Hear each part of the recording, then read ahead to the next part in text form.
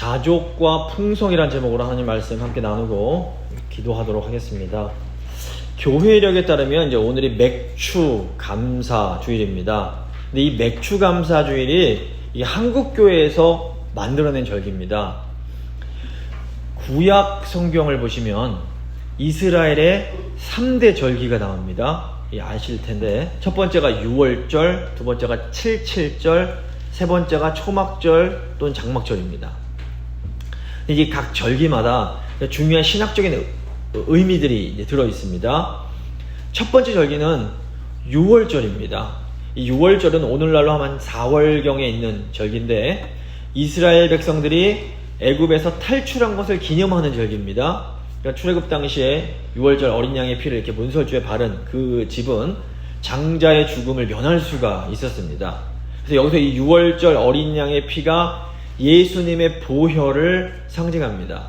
그래서 이 유월절은 예수님의 그 십자가 대속의 죽음을 상징하는 절기라고 보시면 됩니다. 그래서 예수님의 죽음으로 우리는 영원한 죽음을 면하게 된 겁니다. 이 유월절 직후에 유월절부터 이제 무교절로 이어지고 한 일주일 정도 지난 다음에 바로 이어지는 그 안식일에 유대인들이 첫 번째 수확물을 하나님께 이제 드렸습니다. 이제 이거를 초실절이라고 부릅니다. 근데 이제 보리가 이스라엘 사람들이 가장 먼저 수확하는 곡물이었던 겁니다. 근데 이제 예수님께서 우리 부활의 첫 열매가 되십니다. 그렇기 때문에 첫 수확을 드리는 것이 이제 예수님의 부활을 상징한다고 볼 수 있습니다. 자, 이제 두 번째 절기는 칠칠절입니다. 첫 수확물을 이제 드리고 나서 이제 보리를 드린 다음에 7주가 지난 후에 이스라엘이 칠칠절을 지니게 됩니다. 그러니까 칠칠절은 계산해보면 한 6월경에 있는 절기로서 이때는 밀의 첫 수확을 감사했습니다. 그러니까 칠칠절은 그 보리 첫 수확 후에 50일 이후에 오기 때문에 오순절이라고 불립니다. 사도행전 보시면 오순절에 성령이 강림을 합니다. 그래서 이 칠칠절 또는 오순절은 성령 강림을 상징합니다. 자, 이제 세 번째 중요한 절기가 장막절 또는 초막절. 이게 다 텐트란 뜻입니다. 장막절은 10월경에 이제 있는 절기로 광야 생활을 인도하신 하나님의 은혜를 감사하는 절기입니다. 근데 이 장막절에는 올리브와 포도 같은 것을 추수한 후에 드렸기 때문에 장막절이 가장 우리로 치면 추석 같은 가장 큰 절기였습니다. 근데 이 또 장막은 뭘 의미하느냐? 하나님의 임재를 상징합니다. 그래서 이 장막절 마지막 날에 나팔을 불고 찬양하면서 종려나무를 흔듭니다. 그래서 이 장막절은 마지막 예수님의 재림을 상징하는 절기다, 이렇게 이해하시면 됩니다. 그래서 유월절, 칠칠절, 장막절 또는 초막절 이 세 절기가 다 상징하는 의미가 있는데, 이제 한국어 성경 보시면 뭐 개역 성경 예전에 보던 거 또 요즘 보는 개역 개정 다 마찬가지로 이 레위기 부분의 칠칠절을 맥추의 초실절이라고 번역을 잘못한 부분이 있습니다. 그래서 아마 이것 때문에 한국교회에서 이 칠칠절 기간, 그러니까 오순절 기간을 맥추감사절 기간으로 이렇게 지키게 된 것으로 보여집니다.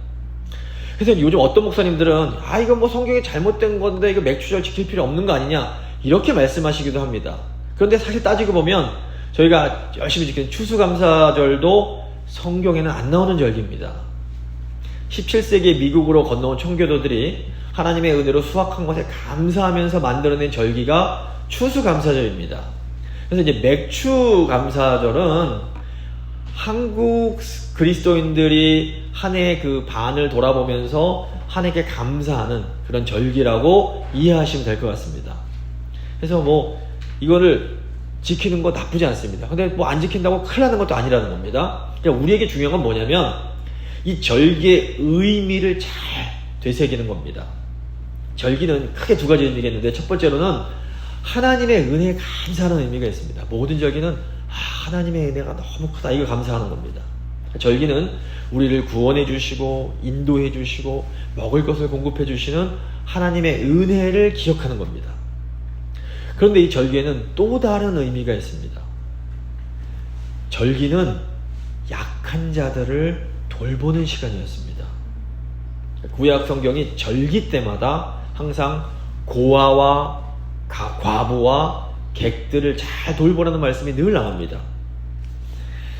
그래서 예수님께서 십자가 죽음을 통해서 사실 모든 제사들 그리고 모든 절기들을 다 완성하셨습니다.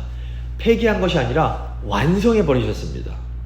그렇기 때문에 우리는 이제 더 이상 구약시대처럼 제사나 절기를 그대로 지킬 필요가 없습니다. 초대교인들도 제사나 절기를 더 이상 지키지 않았습니다. 하지만 이 초대교회들은 여전히 이 제사와 절기에 담긴 그 영적인 의미들을 열심히 실천을 했습니다. 그래서 우리도 구약의 제사, 화제, 소제, 화목제, 속건제, 속죄제, 이 5개 이런 제사나 오늘 말씀드렸던 절기 같은 거 그대로 지킬 필요 없습니다. 하지만 이 제사와 절기들에 담긴 영적인 의미에 대해서는 우리가 실천하기 위해서 노력할 필요가 있습니다. 오늘 본문은 사도 바울이 빌립보 교인들에게 보낸 편지의 마지막 부분입니다.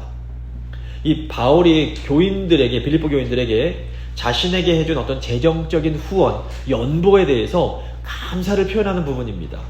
근데 이 바울의 감사 인사에는 그리스도인의 삶의 원리와 더불어서 이 절기를 지키는 정신이 잘 녹아들어 있습니다. 오늘 이 본문 살필 텐데 세 부분으로 나눠서를 본문 살필 텐데요. 첫 번째, 그리스도인의 삶의 원리. 두 번째, 연보의 원리. 세 번째, 풍성함의 원리입니다. 먼저 그리스도인의 삶의 원리를 생각해 보겠습니다. 바울은 그리스도인의 삶의 원리가 자족하는 것임을 가르칩니다. 10절 보시면 내가 주 안에서 크게 기뻐하면 너희가 나를 생각하던 것이, 그리고 나를 후원하던 것이 이제 다시 싹이 남이니 너희가 또한 이를 위하여 생각은 했지만 기회가 없었느니라.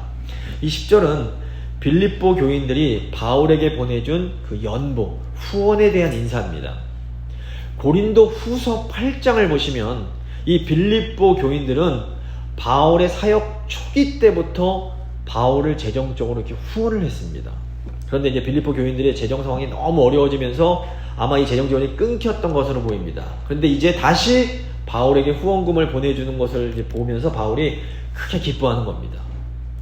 근데 바울은 단순히 내가 돈이 없어서 궁핍하기 때문에 빌립보 교인들의 그 연보하는 것을 기뻐하는 것이 아니다 라고 분명하게 얘기합니다.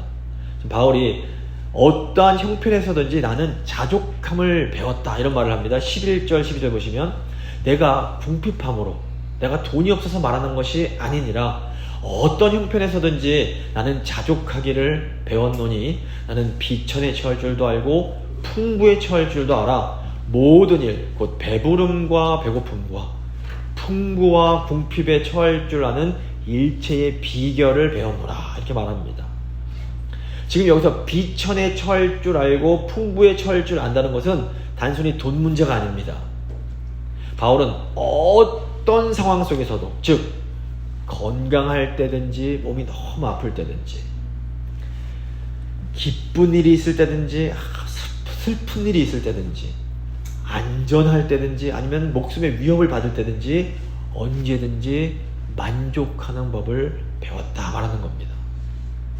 바울은 사실 한때 아주 전도 유명한 바리새파 유대교 랍비였습니다. 그는 굉장히 부유하고 사람들로부터 인정받는 삶이 무엇인지 알고 있던 사람입니다. 그런데 회심한 후에 바울이 이걸 이방인의 사도가 됩니다. 자기가 소중히 여기던 걸 다 버립니다. 이때부터 그는 가난하고 사람들로부터 배척받는 삶을 살아야만 했습니다. 하지만 바울은 이 모든 상황 속에서 자족하는 비결을 배웠습니다. 자, 바울이 이렇게 어떤 외부의 환경에 구애받지 않는 이 자족의 삶을 살 수 있는 비결이 뭡니까? 13절에 그 비결이 나옵니다. 내게 능력 주시는 자 안에서 내가 모든 것을 할 수 있느니라. 바울의 자족의 비결은 그에게 능력 주시는 그리스도 안에 있는 거였습니다. 많은 사람들이 빌립보서 4장 13절 좋아하고 이 구절을 세상적 성공의 비결로 해석하는 경우가 의외로 많습니다. 그런데 바울이 이 말씀을 한 것은 세상의 성공이 아니라 자족의 능력을 말합니다. 외부가 어떻든 간에 나는 주 안에서 만족할 수 있다. 그러니까 바울은 우리가 그리스도 안에 있으면 가난할 때도 감사할 수 있고, 몸이 아플 때도 기뻐할 수 있고, 상황이 어렵고 힘들어도 만족할 수 있다라고 말합니다. 이렇게 주 안에서 자족하는 것이 바로 그리스도인들이 가지고 있어야 할 기본적인 삶의 태도이자 원리입니다. 사실 보통 사람들은 좀 돈도 좀 있고 몸도 건강하고 별 문제가 없어야 행복할 수 있다라고 생각을 합니다. 근데 잘 생각해 보면 아무 문제나 어려움이 없는 사람은 하나도 없습니다. 이 세상 모든 사람들은 티가 나는 경우도 있고 안 나는 경우가 있어서 그렇지 다 저마다 이런저런 문제들을 가지고 살아가는 겁니다. 그런데 주 안에 있는 그리스도인들은 어떤 상황 속에서도 만족하고 감사하는 삶을 살아갈 수 있습니다. 어떤 상황 속에서도 만족하고 감사하는 삶을 살아가는 이 자족의 능력이야말로 그리스도인의 진짜 능력인 겁니다. 자, 우리가 자족할 수 있는 것은 예수 그리스도 안에서 우리의 가장 중요한 문제가 해결됐기 때문입니다. 우리의 가장 중요한 문제가 뭡니까? 가장 심각하고 가장 중요한 문제는 바로 죽음의 문제입니다. 근데 이 죽음이 단순히 육체적인 죽음을 의미하는 것이 아닙니다. 몸은 살아있어도 사실상은 죽은 것과 다름없는 사람들이 많이 있습니다. 가령 너무너무 사랑하던 아들을 사고로 잃은 어머니가 있습니다. 이 어머니가 몸은 살아있습니다. 그런데 사실은 이게 사는 게 아닙니다. 근데 예수님께서 이런 어머니에게 생명을 주실 수가 있습니다. 예수 그리스도 안에서 부활의 때에 어머니는 그 사랑하는 아들을 다시 보게 될 거라는 약속을 받게 되는 겁니다. 이 약속은 희망을 잃고 주저앉아 있던 어머니를 다시 일으켜 세울 수 있게 됩니다. 물론 우리가 예수님 믿는다고 이 세상 모든 어려움들이 단번에 다 사라지는 것이 아닙니다. 이 바울을 보시면 도리어 바울은 예수님을 위해서 사역하면서 수없이 많은 고통과 어려움을 경험해야만 됐습니다. 보십시오. 바울이 선교하다가 생명의 위협을 많이 당합니다. 바울이 선교하는 길에 가는 길에 배가 난파가 돼버리는 겁니다. 차소가가 나버리는 겁니다. 하지만 그 무엇도 이 바울로부터 예수님 안에 있는 그 놀라운 기쁨을 빼앗아가지 못했습니다. 우리도 주님을 위해서 살지만 어려운 일을 당할 수 있습니다. 우리가 선교하면서도 이런저런 여러 가지 안 좋은 일들을 경험합니다. 실제로 선교하면 오히려 더 많이 경험할 때가 많습니다. 왜냐하면 선교를 마귀가 너무너무 싫어하기 때문입니다. 하지만 그 무엇도 예수 그리스도 안에 있는 우리의 그 큰 기쁨을 빼앗아갈 수는 없습니다. 우리는 우리에게 능력 주시는 분 안에서 모든 것을 참고 모든 것을 믿으며 모든 것을 바라고 모든 것을 견딜 수 있는 겁니다. 이것이 그리스도인들의 기본적인 삶의 원리입니다. 자, 이제 두 번째 연보의 원리를 생각해 보겠습니다. 바울이 빌립보 교인들이 보낸 연보를 칭찬을 합니다. 14절 보시면 그러나 너희가 내 괴로움에 참여하였으니 잘하였도다. 바울은 빌립보 교인들이 자신의 괴로움에 참여했다 말합니다. 이 괴로움은 복음 전하다가 이 감옥에 갇힌 상황에서 비롯된 그런 어려움들을 의미합니다. 15절 보시면 빌립보 사람들아 너희도 알거니와 복음의 시초에 내가 마게도냐를 떠날 때에 주고받은 내 일에 참여한 교회가 너희 외에 아무도 없었느니라. 데살로니가에 있을 때에도 너희가 한 번뿐 아니라 두 번이나 나 있을 것을 보내었도다. 이 빌립보 교회는 어려움 중에도 처음부터 이 복음 사역을 위해서 풍성한 연보를 했습니다. 고린도 후서 8장을 보시면 이제 바울이 고린도에 있는 교인들에게 이 마게도냐 지역의 교인들이 어려운 중에도 자원에서 풍성한 연보를 했다 설명합니다. 이 지리가 어떻게 되냐면 그리스가 북쪽과 남쪽으로 나눠지는데 이 남쪽에 뭐 고린도 교회가 있고 아테네가 있고 잘 아시는 스파르타 같은 게 그리스 남쪽에 있습니다. 그리고 그리스 북쪽 지역을 마게도냐라고 부르는데 여기가 이제 알렉산더 대왕의 고향입니다. 여기에 그 빌립보 교회도 있고 그 저기 데살로니가 교회도 있고 또 저기 저기 경건한 갑자기 기억이 안 나네. 빌립보 교회, 이 데살로니가 교회가 이 마게도냐 지역에 있는 겁니다. 이제 남쪽에 있는 그 고린도 교회에 고린도 후서 8장 1절 읽어보시면 바울이 편지를 이렇게 하는 겁니다. 형제들아, 하나님께서 저 북쪽 지역 마게도냐 교회들에게 주신 큰 은혜를 우리가 너희에게 알리노니 환난의 많은 시련 가운데서 그들이 넘치는 기쁨과 극심한 가난이 그들의 풍성한 연보를 넘치도록 하게 하였느니라. 이 마게도냐 지역에 있는 이 교회들이 바로 빌립보와 데살로니가 교회였습니다. 빌립보서 이제 1장을 보시면 바울이 빌립보 교인들이 이 물질적인 후원을 통해서 복음을 위한 일에 참여한 것을 굉장히 기뻐합니다. 빌립보서 1장 3절과 5절 보시면 내가 너희를 생각할 때마다 나의 하나님께 감사하며 간구할 때마다 너희 무리를 위하여 기쁨으로 항상 간구함은 너희가 첫날부터 이제까지 복음을 위한 일, 이게 연보입니다. 여기에 참여하고 있기 때문이라. 그러니까 복음을 위한 이 일이 바로 빌립보 교인들의 그 후원, 연보를 의미합니다. 바울이 왜 이렇게 빌립보 교인들의 그 재정적 후원을 기뻐했을까요? 우리가 돈을 쓰는 곳에 우리의 마음이 있기 때문에 그렇습니다. 마태복음 6장 21절 보시면 예수님께서 너의 보물이 있는 그곳에 너의 마음도 있느니라 말씀하십니다. 그러니까 사실 우리의 물질, 우리의 돈은, 그리고 우리의 시간은 우리의 마음이 있는 곳으로 흘러 들어갑니다. 건강을 중요하게 생각하는 분들은 아무리 비싸도 몸에 좋다는 것은 다 이렇게 사서 드십니다. 또 자식을 너무 소중하게 생각하는 부모는 아무리 비싸더라도 자식을 위해서는 기꺼이 돈을 씁니다.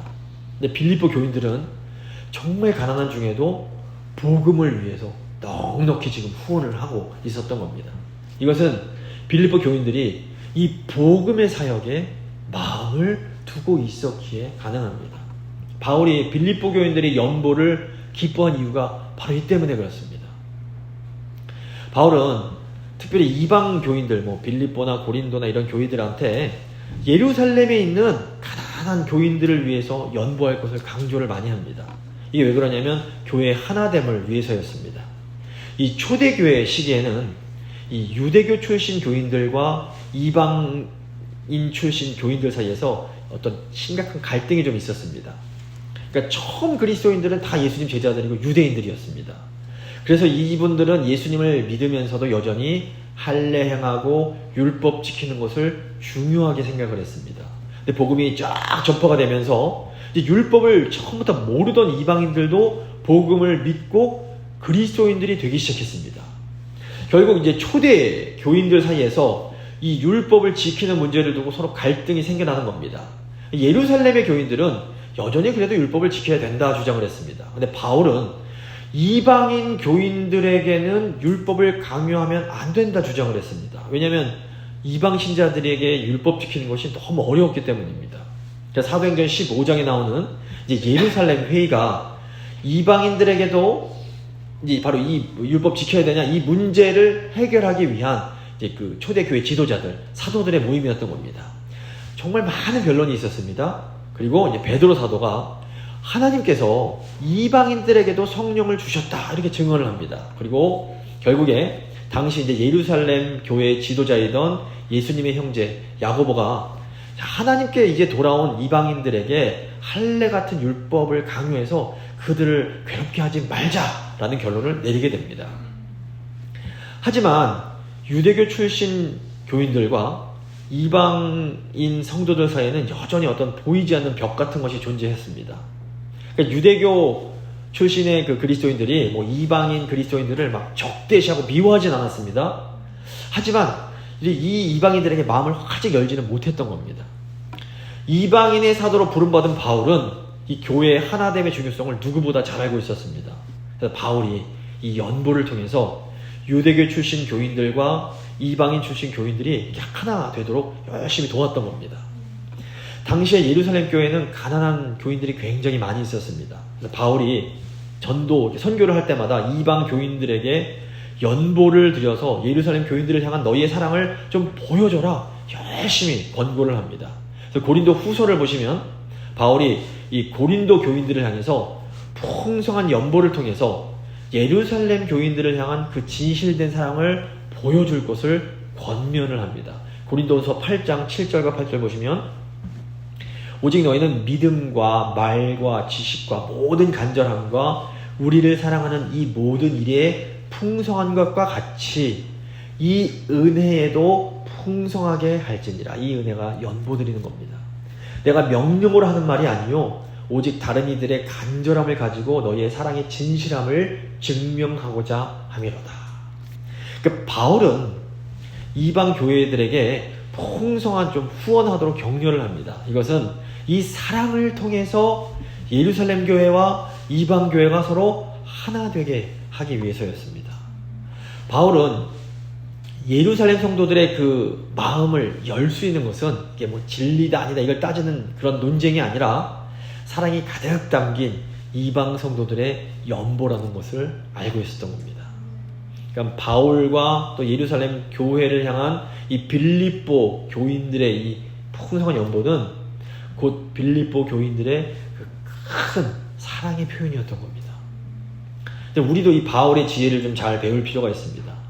교회가 하나 되기 위해서 필요한 것은 가장 중요한 게 사랑입니다. 요즘 저희 교회가 이제 뭐 선교를 위해서 많은 시간과 물질을 이렇게 사용하고 있습니다. 여선교회에서 매주 토요일마다 모여서 음식도 함께 만드시고 기도도 하시고 오늘은 또 선교를 위해서 바자회도 좀 하려고 합니다. 자, 이게 다 뭘 의미합니까? 이게 지금 우리 교회가 이 선교에 우리 마음을 두고 있고 마음을 쓰고 있음을 의미합니다. 자, 구약 절기의 의미가 무엇이었습니까? 먼저 하나님 은혜에 감사하고 가난하고 연약한 하나님의 백성들을 돕는 거였습니다. 이런 의미에서 이 맥주감사 절기를 맞아서 이 가난한 연약한 이 멕시코 교회를 돕기 위해서 지금 이 바자회 하는 것 굉장히 중요한 의미가 있는 겁니다. 오늘 우리가 열심히 마음을 모아서 이 선교지에 있는 연약한 교회를 돕는 것, 이게 바로 이 절기의 정신을 실천하는 겁니다. 선교는 하나님께서 정말 기뻐하시는 일입니다. 우리가 하나님 기뻐하시는 일에 우리의 마음을 쓸 때에 하나님께서 우리에게 풍성한 복을 주십니다. 이 하나님 은혜에 감사하면서 오늘 풍성한 이 연보를 좀 드리는 그 성도들 되시기 바랍니다. 자, 이제 세 번째 마지막으로 풍성의 원리입니다. 바울은 이 연보로 자신들의 사랑을 표현한 빌립보 교인들을 위해서 풍성을 간구합니다. 17절 보시면 내가 선물을 구함이 아니요 오직 너희에게 유익하도록 풍성한 열매를 구함이라. 여기에 풍성한 열매가 있도록 내가 기도한다 이런 뜻입니다. 요즘 말로 하면 이게 무슨 의미냐면 바울이 빌립보 교인들의 그 은행 어카운트가 좀 풍성해지도록 기도하고 있다. 이 얘기 지금 하고 있는 겁니다. 바울이 빌립보 교인들의 이 물질의 풍성을 위해서 기도하는 이유가 뭘까요? 자, 이게 빌립보 교인들에게는 돈, 물질이 더 이상 우상이 아니기 때문입니다. 이제 하나님이 풍성한 물질을 막 부어주셔도 이 사람들이 그 물질을 잘 사용할 능력이 있는 겁니다. 바울은 빌립보 교인들이 경제적으로 얼마나 어렵고 힘든지 누구보다 잘 알고 있었습니다. 그래서 그 어려움 가운데서도 정성스럽게 준비한 연보에 대해서 바울이 칭찬을 아끼지 않습니다. 얼마나 그게 힘들게 나온 건지 알기 때문입니다. 바울은 빌립보 교인들이 보내준 그 연보가 향기로운 제물이며 하나님을 정말 기쁘시게 하고 있다라고 칭찬하면서 그들을 축복을 합니다. 18절 보시면 나에게는 모든 게 있고 또 풍부한지라 에바브로 디도 편에 너희가 준 것을 받음으로 내가 풍족하니 이는 받으실 만한 향기로운 제물이요 하나님을 기쁘시게 한 것이라. 그러니까 바울은 힘들고 어렵고 부족한 가운데서도 복음을 위해서 풍성히 드리는 빌립보 교인들을 축복하면서 하나님께 영광을 돌립니다. 19절 보시면 나의 하나님이 그리스도 예수 안에서 영광 가운데 그 풍성한 대로 너희 모든 쓸 것을 채우시리라. 하나님 곧 우리 아버지께 세세 무궁하도록 영광을 돌릴지어다. 아멘. 사실 바울이 바울 서신 보시면 모든 교회를 위해서 이런 풍성함을 위해서 기도하지 않습니다. 바울은 이 복을 받을 준비가 된 교회를 위해서만 물질적인 복을 구합니다. 사실 어떤 분들에게는 많은 돈이 도리어 시험거리가 될 수도 있습니다. 자, 우리가 이런 분들을 위해서 기도할 때 어떻게 기도해야 됩니까? 우리가 하나님 그분들에게 강한 믿음을 주세요 이렇게 기도하지, 하나님 돈 주시면 시험 받을 거 아는데 하나님 돈 많이 주세요 기도 못하는 겁니다. 우리가 또 기도한다고 해서 하나님께서 그 기도를 들어주시지도 않습니다. 하나님이 우리를 사랑하시기 때문에 그렇습니다.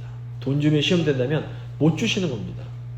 하지만 주님을 위해서 기꺼이 물질을 사용하실 수 있는 분들 보면 우리 마음이 어떻습니까? 우리가 바울처럼 정말 마음 편하게 하나님 막 복 부어주십시오 간절히 기도할 수가 있는 겁니다. 우리는 이 풍성과 형통을 생각할 때 물질이 너무 많아서 남아도는 거 이런 거 생각할 때가 많습니다. 하지만 성경적인 관점에서 주님께서 주시는 형통은 물질이 남아도는 것이 아닙니다. 사실 이 물질적 차원에서만 보면 애굽 땅이 가나안 땅보다 훨씬 더 비옥한 땅이었습니다. 애굽 땅은 뭐 주기적으로 나일강이 범람을 해서 땅이 저절로 비옥해졌습니다.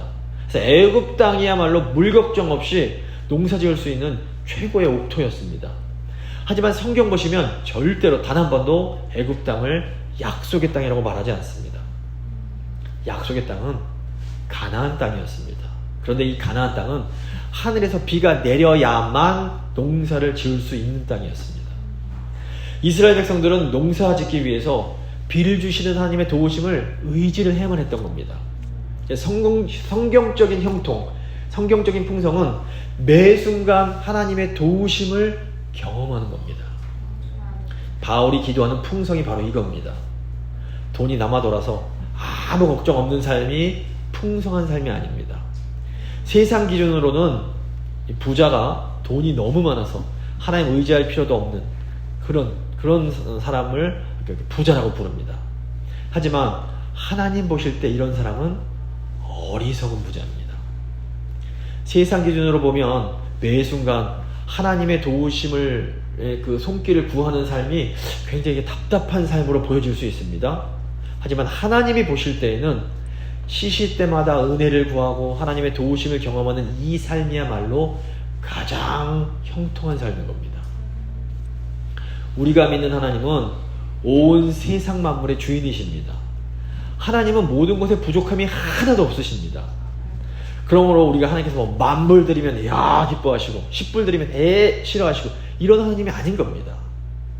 하나님은 우리의 머리카락까지 다 세고 계십니다. 하나님은 우리의 상황과 형편을 누구보다 잘 알고 계십니다. 하나님께서 우리가 어떤 마음으로 연보를 드리고 어떤 마음으로 구제를 하고 어떤 마음으로 봉사하는지 다 알고 계십니다. 과거의 두렵돈을 기뻐하시는 분인 겁니다. 그러니까 우리가 최선 다해서 그냥 할 수 있는 만큼 성도와 이웃을 섬길 때 하나님께서 이 모든 것을 그냥 기쁘게 받아주십니다. 그리고 하나님 그 풍성한 가운데 우리의 모든 쓸 것을 채워주시는 겁니다. 풍성한 삶은 돈을 얼마나 많이 가지고 있는가에 달려있는 것이 아닙니다. 매 순간마다 하나님의 도우시는 그 손길을 경험하면서 살아가는 삶, 이 삶이 정말로 풍성한 삶입니다. 그리고 이것이 하나님이 세우신 풍성의 원리입니다. 그러므로 지금 그냥 우리가 할 수 있는 만큼 다 그만큼 최선 다해서 주님께 드리는 것, 주님 위해서 봉사하고 뭐 시간도 드리고 물질도 드리고 우리 마음 드리는 것, 이것이 중요한 겁니다. 우리가 드릴 수 있는 만큼만 자원하는 마음으로 기쁘게 드리면 충분한 겁니다. 그렇다고 그러니까 많이 못 드린다고 속상해 하실 것도 없고 많이 드렸다고 자랑하실 것도 없는 겁니다. 있는 만큼 드리면 하나님 기쁘게 받으십니다. 주께서 그거 받으시고 우리에게 풍성한 복을 내려주시는 겁니다. 말씀을 마무리 짓도록 하겠습니다. 그리스도인의 삶의 원칙은 어떤 상황 속에서도 자족할 줄 아는 겁니다. 우리 예수님께서 우리에게 이 자족의 능력을 주십니다. 또 가난한 신자들을 위해서 연보하는 것이 구약의 절기의 정신을 실천하는 겁니다. 그러니까 우리의 물질이 가는 곳에 우리의 마음이 있다는 것을 늘 생각하셔야 됩니다. 우리는 어떤 물질이 아니라 하나님을 의지해야 합니다. 그러면 하나님께서 우리에게 풍성과 형통을 허락해 주십니다. 우리 주 안에서 자족하며 풍성하게 나누고 또 하나님께서 주시는 형통을 경험하는 우리 모두가 될 수 있기를 간절히 바랍니다.